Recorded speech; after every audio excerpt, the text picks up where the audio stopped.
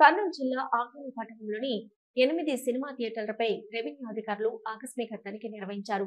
జిల్లా కలెక్టర్ ఆదేశాలతో సినిమా థియేటర్ల తనిఖీ నిర్వహించినట్లు డిప్యూటీ తహసీల్దార్ గుండ్ల నాయక్ తెలిపారు.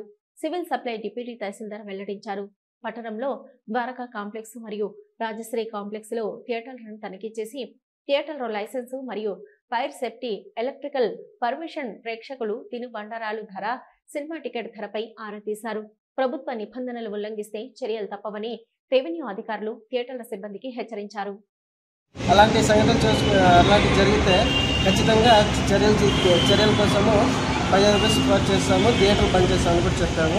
ప్రభుత్వ నియమ నిబంధనల మేరకే ప్రతి ఖచ్చితంగా పాటించి సినిమా హాల్లో రన్ చేయాలని ఇక్కడ తిరువండరాలు చూసామంటే కొంచెం 2 థియేటర్లు ఇప్పటికే బంద్ అయి ఉన్నాయి. 2 థియేటర్లలో ప్రేక్షకులు ఉన్నారు. తిరువండరాలు కూడా రేట్లు ధరల పట్టిక పెట్టమని చెప్పాము. అక్కడ ద్వారక థియేటర్ అయితే ధరల పట్టిక అక్కడ ఉన్నాయి, ఇక్కడైతే లేదు. అదే విషయం ఇక్కడ చెప్పాము. రేపటి నుంచి ఏర్పాటు చేస్తాం. హలో, నంద్యాల న్యూస్ 10 మీ చుట్టూ జరిగే సంఘటనల్ని మా దృష్టికి తీసుకురావాలి అనుకుంటున్నారా?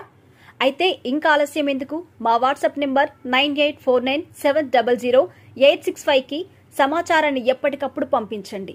మా నంద్యాల న్యూస్ 10 ద్వారా మీ సమస్య పరిష్కరించుకోవడానికి ముందడుగు వేయండి.